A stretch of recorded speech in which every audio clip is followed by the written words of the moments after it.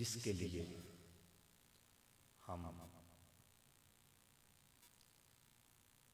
हर गुफ्तगू में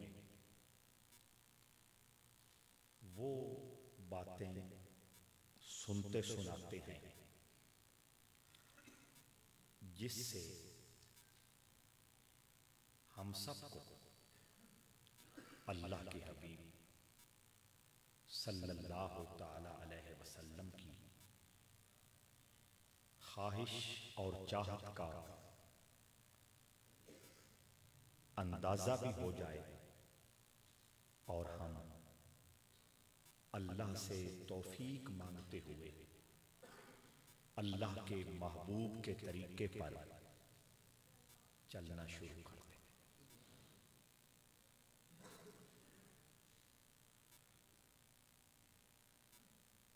हुजूर अलैहिस्सलातु वस्सलाम ने इरशाद फरमाया था,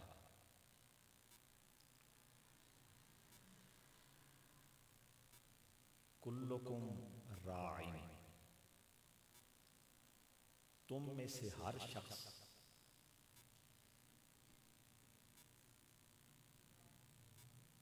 इस बात का जिम्मेदार है कि वो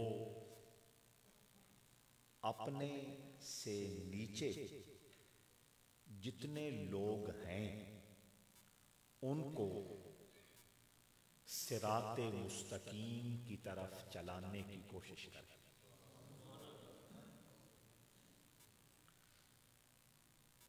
मकसद ये है कि सीधा रास्ता क्या है, सीधे रास्ते पर चलना कैसे मुमकिन है, ये बताना सिर्फ इमाम का काम नहीं, सिर्फ खतीब जुमा पढ़ाने वाले का काम नहीं,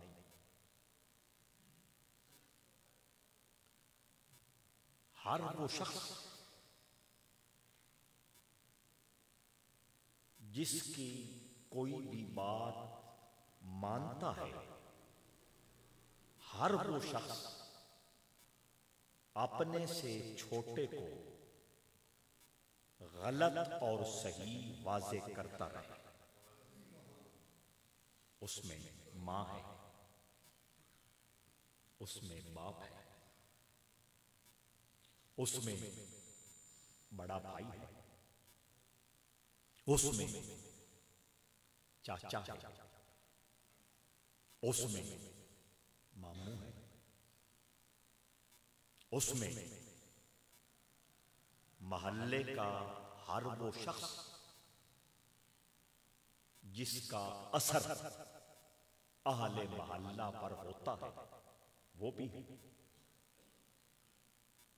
उस्ताद वो भी जवाबदेह है कि तूने अपने शागिर्दों को क्या सिखाया। रहबर, रहनुमा, पेशवा या मुर्शिद, जो भी नाम रख ले, वो भी अल्लाह के दरबार में पूरे का पूरा हर मुरीद के बारे में जवाबदेह होगा कि जिन लोगों ने तेरे साथ निस्बत कायम की, जिन लोगों ने तेरे साथ इरादत व अकीदत का रिश्ता जोड़ा, तूने इनको राह खुदा कितना बताया।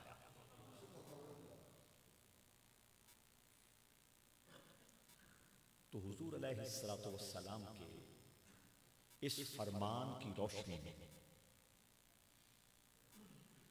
आज से हम सब इस बात के जिम्मेदार भी हैं और इस बात के जवाबदेह भी हैं कि हमें जो भी सिराते मुस्तकीम के बारे में फूल हाथ लगे और जो भी नूर और रोशनी नसीब हो हम उसे आगे तकसीम करते रहे।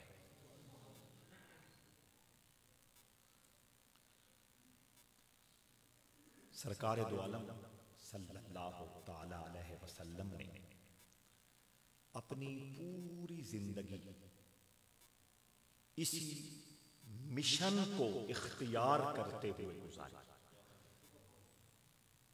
और कितनी मर्तबा आप ये सुन चुके हैं कि अल्लाह करीम ने अपने महबूब सल्लल्लाहु ताला अलैहि वसल्लम के बारे में यही बात तो बताई है कि मेरा महबूब लोगों को किताब सिखलाता है, लोगों को समझ, अकल, शऊर, हिकमत व बसीरत, दानाई और दानिश के नूर अता करता है और फिर अल्लाह की दी हुई रूहानी ताकत के जोर से लोगों के सीनों में नूर मार्फत के उजाले बसा देता है।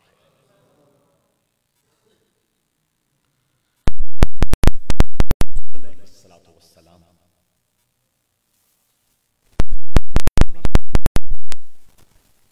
इस हकीकत को पूरे मेयार के साथ जानते और समझते थे कि किस अंदाज में तरबियत करनी है।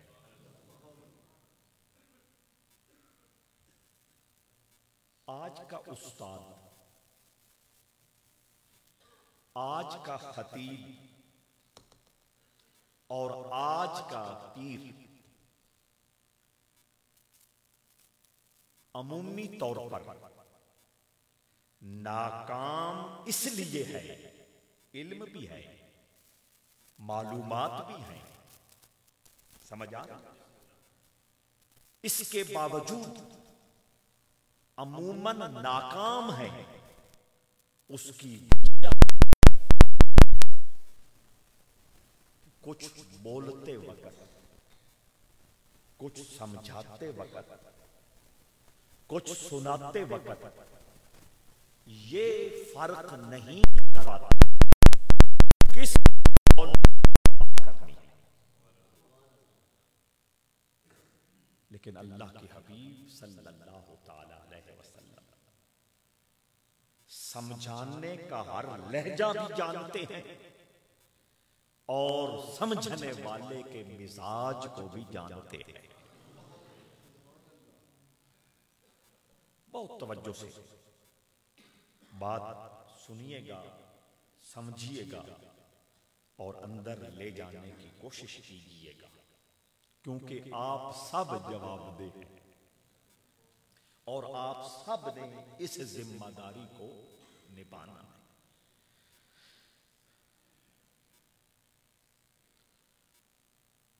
हुजूर अलैहिस्सलातु वस्सलाम ये जानते हैं कि किस मौका पर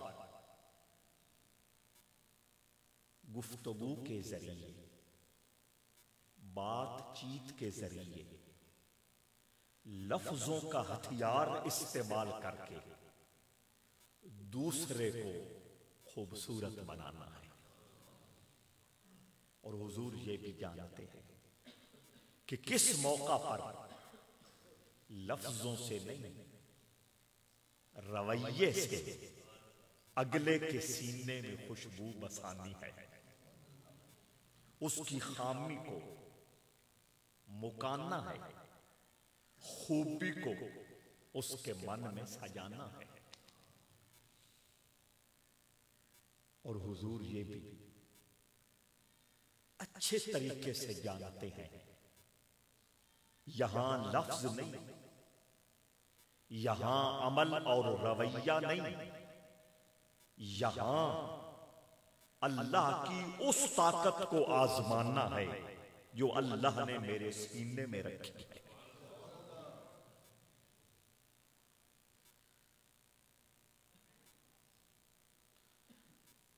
जहां लफ्जों की जरूरत हुजूर को पता चला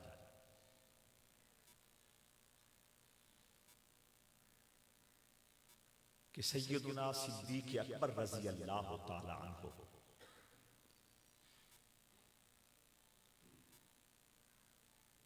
और सैयदुना फारूक आज़म रज़ी अल्लाह ताला अन्हु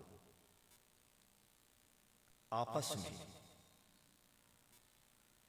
इस बात पर अड़ गए हैं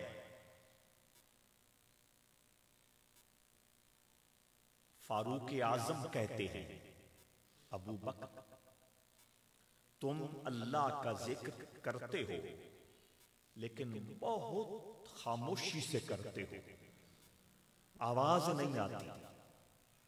और सिद्दीक़ अकबर कहते हैं, उमर तुम अल्लाह का जिक्र करते हो और पूरे माहौल में आवाज आने लगती है।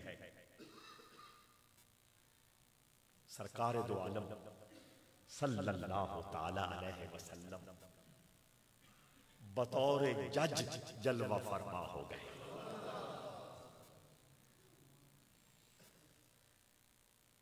अब यहां हुजूर समझा रहे हैं, हुजूर नसीहत फरमा रहे हैं और हुजूर तरबियत कर रहे हैं।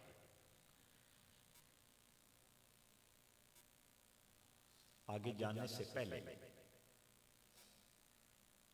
ये बात मैंने आपके दिमागों में अच्छी तरह फिट करनी है कि तरबियत की जरूरत जिंदगी के आखिरी दिन तक रहती है। कोई शख्स ये समझे मैं उस्ताद बन गया हूं, मैं सारी हदीसें और सारी तफसीरें पढ़ गया हूं, मैं फिक्र की सारी किताबों पर अबूर हासिल कर गया हूं, मैं मुफ्ती आजम शेखुल हदीस मुफस्सिर कुरान आलिम माकूल बन गया हूं। कोई शख्स ये समझे कि मेरे जैसा लासानी खतीब पूरे इलाके में कोई नहीं है, कोई शख्स ये समझे कि मुझे खिलाफत मिल गई है, समझ आ रही है?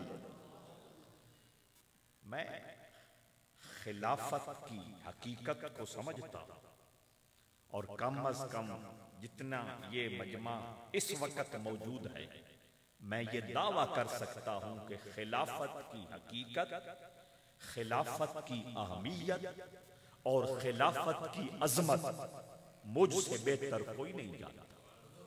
इस मजमे की बात कर रहा, लेकिन इसके साथ साथ ये भी जानता हूं और ये भी समझता हूं कि खलीफे का किरदार क्या होना चाहिए। ये टोपी पहन लेना, ये दस्तार बांध लेना, रंग बरंग के पटके सजा लेना, हम जुनैदो बायजीद बन गए, हरगिज नहीं। दातागंज बख्श से बड़ा सूफी कौन है? दातागंज बख्श से बड़ा फकीर कौन है? दातागंज बख्श से बड़ा रूहानी खिलाफतों का अमीन कौन है? वो फरमाते हैं अत्तसव्वुफ़ कुल्लुहु अदब, तसव्वुफ सारे का सारा अदब का नाम है। अदब अल्लाह का, अदब रसूलुल्लाह का, अदब आले रसूल का, अदब अस्हाबे रसूल का, अदब औलियाए किराम का, अदब आसमानी किताबों का, अदब फरिश्तों का, अदब अल खल्क़ु इयालुल्लाह। आका फरमाते हैं अल्लाह की सारी मखलूक अल्लाह का कुंबा है।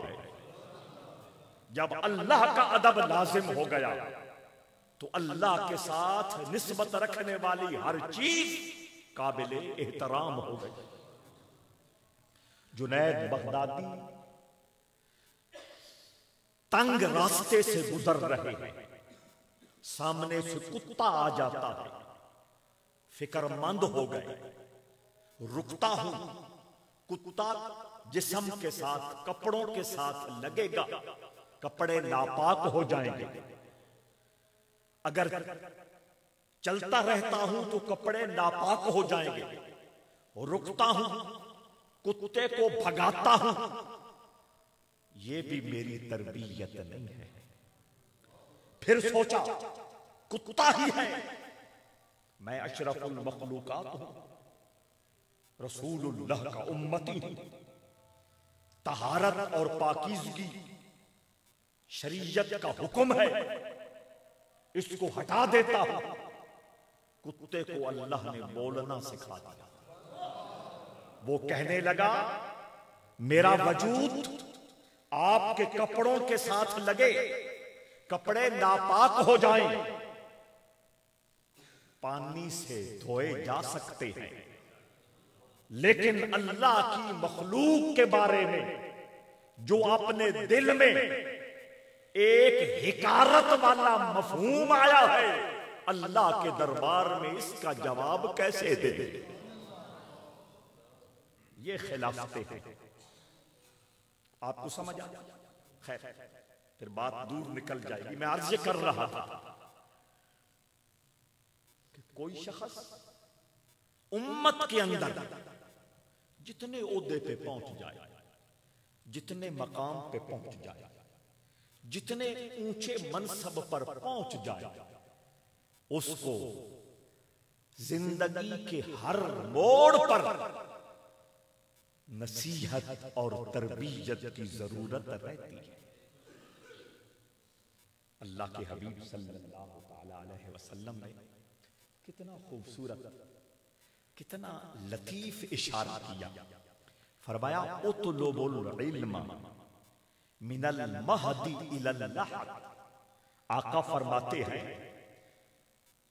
मेरे नाम पर अपनी गर्दनें कटाने वालों और गुलामी रसूल में मौत भी कबूल है, ये नाराए मोहब्बत लगाने वालों, मैं तुम्हें ये फरमा रहा हूं कि पंगूड़े से लेकर कब्र के किनारे तक इल्म हासिल करते रहो। कब्र तक का जो सफर है वो हासिल करने का सफर है, कुछ पाने का नाम है, तरबियत का नाम है। फिर वापस चले, सिद्दीक अकबर और फारूक आज़म आपस में बहस कर रहे हैं। तुम बहुत पस और हल्की आवाज से अल्लाह का जिक्र करते थे। फारूक आज़म को कहा जा रहा है, तुम गोया शोर मचा देते हो। हुजूर आ गए, हुजूर ने सालसी फरमाई और तरबियत करते हुए हुजूर ने लफ्ज बोले। फरमाया, अबू बकर तुम आवाज को जरा ऊंचा कर दो, और उमर तुम जिस वालियम में अल्लाह का जिक्र करते हो उसको नीचा कर दो।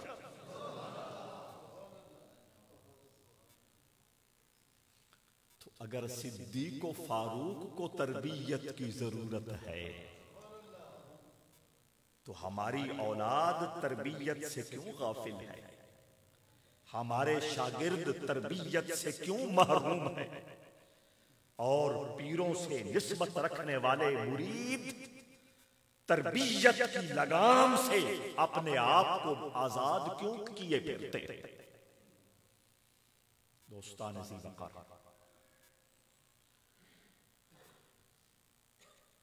सरकार दो आलम सल्लल्लाहु तआला अलैहि वसल्लम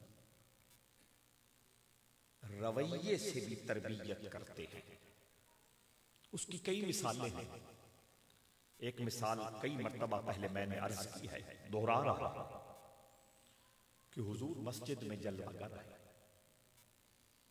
सहाबा हुजूर के इर्द गिर्द हुजूर के चेहरे की जियारत कर करके अपने सीनों को मार्फत का मदीना बनाए बैठे हैं।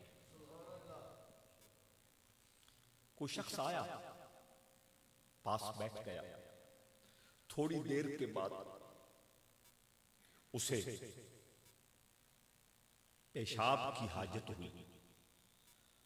वो साइड पे होके मस्जिद के अंदर ही पेशाब कर बैठे। सहाबा कैसे बर्दाश्त कर सकते थे? हुदैबिया के मकाम पर, ये जो मक्का शरीफ से 6 मील बाहर जगह जहां हुजूर ने बैत की थी सहाबा से, अबू सुफियान कुरैश मक्का की तरफ से सफीर बन के आया। सरकार दो आलम सल्लल्लाहु तआला अलैहि वसल्लम से बात करते हुए उसकी आवाज ऊंची हुई। जाहिर है उस वक्त वो दुश्मनों की जमात में था, बाद में सहाबी रसूल बने। दुश्मन था, सरदार था और पूरा अपने माहौल की तरफ से नुमाइंदा बन के आया था। आवाज ऊंची हुई। पहले तो सहाबा से यह बर्दाश्त न हुआ। ऊंची आवाज होते होते उसने बात करते करते अपना हाथ बढ़ाया। अल्लाह के हबीब सल्लल्लाहु तआला अलैहि वसल्लम की रीश मुबारक, हुजूर की दाढ़ी मुबारक तक उसका हाथ पहुंच गया। जिस तरह ये बात करते हुए बंदा कर देता है, हाथ पहुंचा। सबसे नरम दिल, सबसे रकीकुल कलम और सबसे ज्यादा लतीफ और हलीम मिजाज सहाबी अबू बकर बर्दाश्त न कर सके, उठ के खड़े हो गए। फरमाया हाथ पीछे कर, तुझे अल्लाह के रसूल की अजमत का अंदाजा नहीं है। उसने आगे कुछ बोला। सिद्दीक अकबर का जलाल अपने पूरे शबाब पे पहुंच गया। फरमाया जा और फला जो बुत है उसकी शर्मगाह को चाट ले। ये हुजूर की अजमत की बात, तवज्जो है या नहीं? तो फिर सहाबा ये कैसे बर्दाश्त कर सकते थे कि अल्लाह का घर हो, रसूलुल्लाह जलवागर,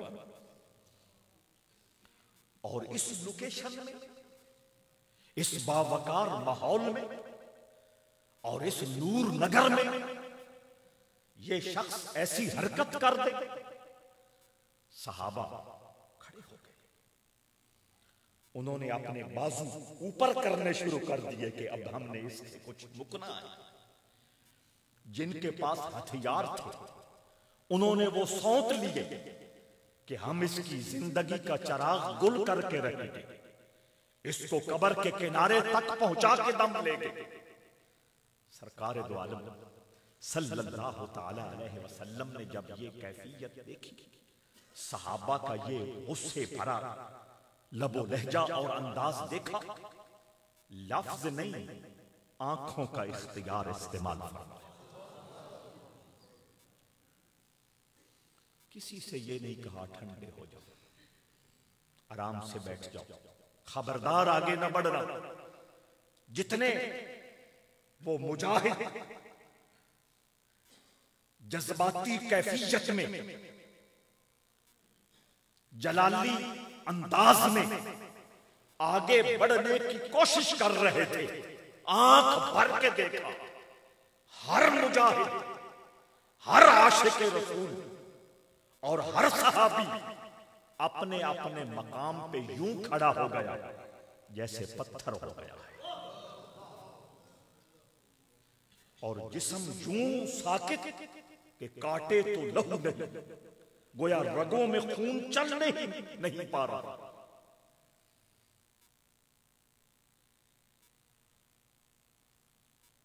अदब का ये अंदाज मैं और आप तो इस कदर कमजोर हो चुके हैं, मैं और आप अदबो आदाब की दुनिया से इतना दूर जा चुके हैं कि अभी जब अल्लाह की अजमत की बात हो रही है, रसूलुल्लाह के इश्क की बात सुनाई जा रही है, दीन हक और दीन कश्म की अजमतों का तराना गाया जा रहा है, बाहर चावल आ जाएं, मैं आपको काबू न कर सकता। साडी कौम ये हरकतां कर दी या नहीं कर दी? हमने नहीं करनी है, हम उसी कौम से, लेकिन हमने हमेशा अदब का ख्याल रखना है, हमने हमेशा मतानत और संजीदगी का नूर अपने वजूद में समा के रखना है।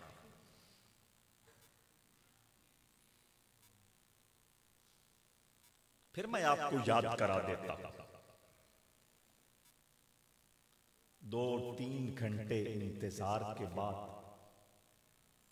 किस मौका पर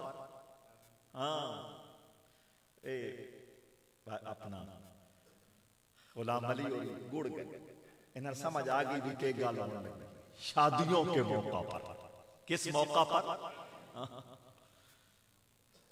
2-3 घंटे इंतजार के बाद शादियों के मौका पर जब सारी आंतें शोर मचा रही होती हैं, आवाज लगती है कि खाना शुरू, उस वक्त बड़े बड़े वडेरों को, बड़े बड़े फकीरों को, बड़े बड़े उस्तादों को और बड़े बड़े अपने घर, मोतबिर नहीं मोतबर, समझ आ रही? हाँ, मेरी चूंकि राह वाह हर वक्त नहीं बंदे मोतबर लफज नहीं बोलते, की बोलते? हाँ, ये गलत है लफज, मोतबर, मोतबिर नहीं अगो आखना, की आखना? मोतबर। बड़े बड़े मोतबर लोगों को सारी संजीदगी, सारी मतानत और सारी होश छोड़ते हुए देखा गया। हरगिज़ नहीं, हमने ये काम नहीं कर। दोस्तों, जो अल्लाह ने लिखा है वही मैंने खाना है, वही आपने खाना है। अपने आप को बेइज्जत न करें, अपने आप को बेवकार न करें, अपने आप को बेआबरू न करें। तुम वो हो जिसके बारे में अल्लाह फरमा रहा है, लक़द खलक़नल इंसाना फी अहसनि तक़वीम, सारी मखलूकात में से सबसे सुहाना मैंने इंसान को बनाया। तुम वो हो जिसके बारे में अल्लाह फरमा रहा है, वलक़द कर्रमना बनी आदमा, करोड़हा मखलूकात में से सबसे बढ़कर जिसके सर के ऊपर इज्जत का ताज अल्लाह ने रखा है वो इंसान है। तुम वो है जिसके बारे में अल्लाह फरमा रहा है, खलक़तु बियदिया व नफ़ख़्तु फ़ीहि मिन रूही, इंसान को मैंने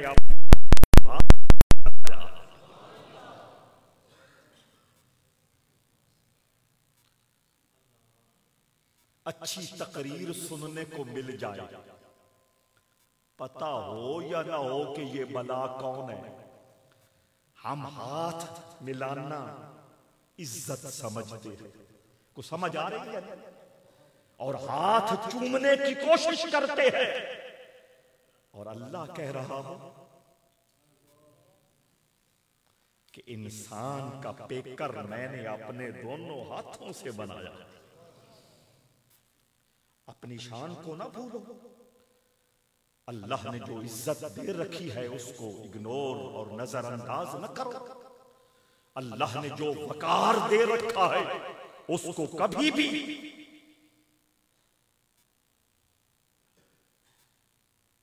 तवज्जो है या नहीं? चंद बोटियों के बदले बेआबरू न कर। फिर पलट के वापस आते हैं। हुजूर ने लफ्ज नहीं बोले, आंख भर के देखा। वो जितने बहादुर खड़े थे पत्थर बन गए। वजूद में जो खून था उसकी गर्दिश रुक गई। जब हुजूर ने देखा कि मेरी नजरों का असर हर रूह में पहुंच चुका है, फिर कमाल मोहब्बत से एक सहाबी से फरमाया, उठो पानी लेके आओ और इस मिस्कीन आया। मैं हमेशा ये कहता हूं कि हुजूर ने मिस्कीनी पे नाज किया है। इस मिस्कीन, परदेसी, अजनबी, आदाब मस्जिद और आदाब रिसालत से फिलहाल नावाकिफ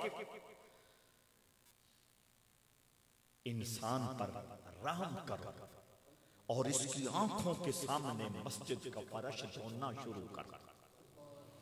ये वो रवैया है जो हसन और हुसैन ने भी इख्तियार किया है। आपको याद आ गया होगा कि एक बूढ़ा शख्स इमाम हसन और हुसैन के सामने वुजू कर रहा था। वुजू में कई मकाम पर वो गलती कर रहा था। इमाम हसन और हुसैन देखते रहे, जबान से कुछ नहीं कहा, रोका नहीं, टोका नहीं। आज का मुफ्ती होता,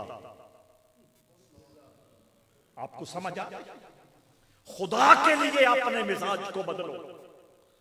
खुदा के लिए जो दावत दीन का हकीकी तरीका और उसलूब है उसको इख्तियार करो।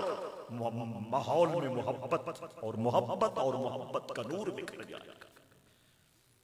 रोका नहीं, टोका नहीं, गलत नहीं कहा, फतवा नहीं लगाया, धक्के देके मस्जिद से निकलने का हुक्म नहीं दिया कि इतनी उम्र में तुझे वुजू का सलीका और तरीका नहीं आया।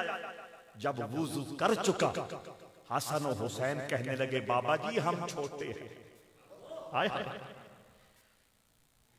ये वो छोटे हैं जिनके कानों ने रिसालत की जबान से खुद सुन रखा है, अल हसनो वल हुसैनो सैयदा शबाब अहलिल जन्नह।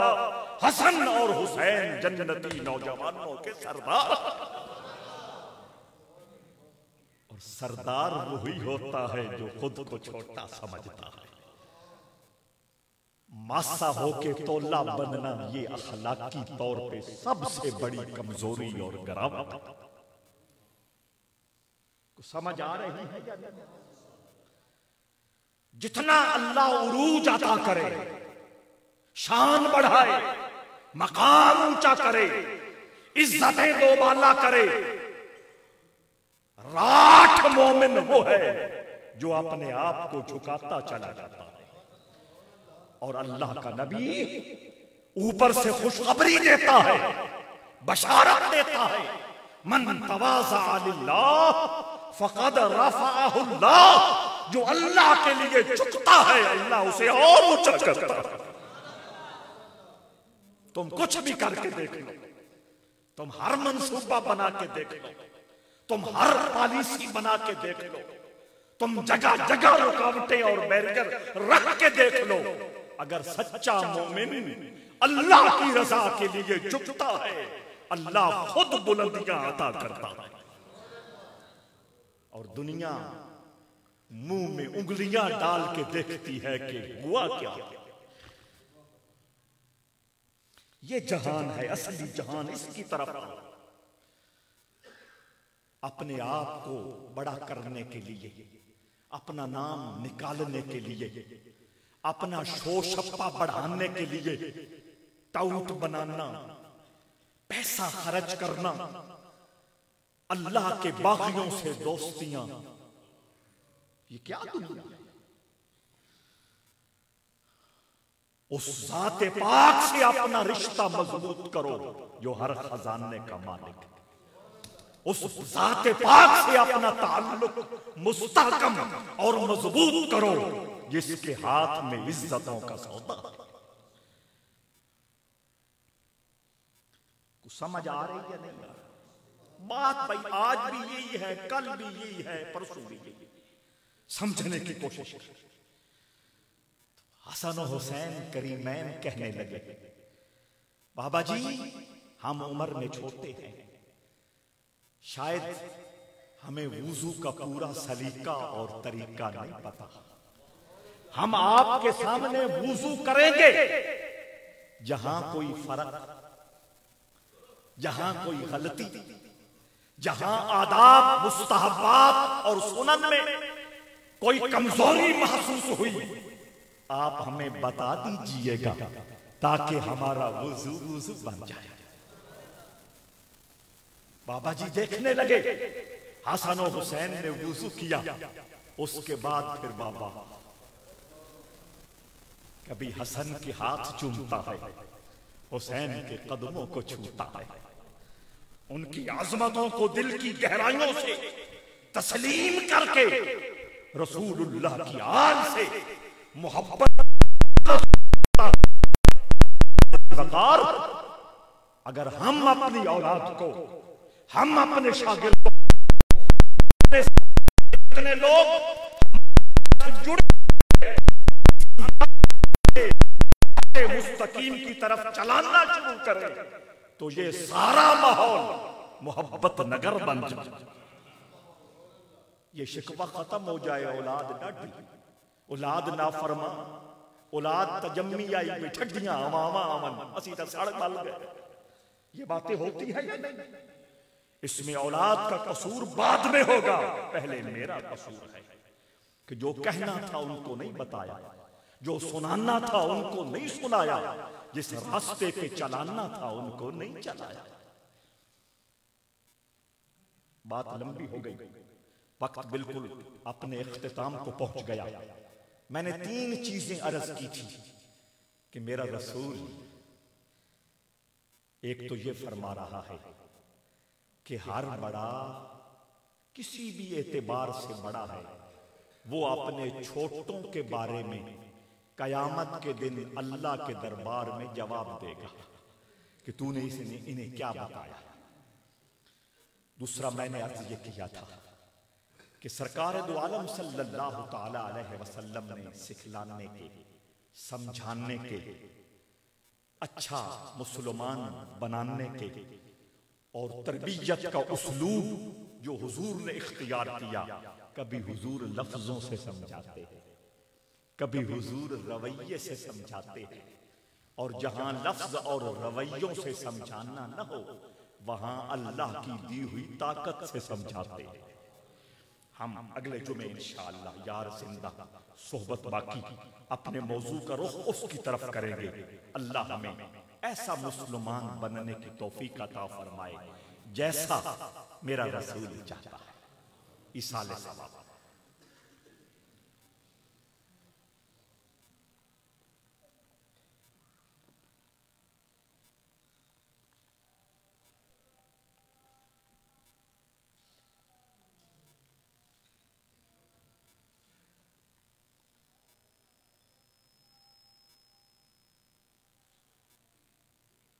बिरहमतिक या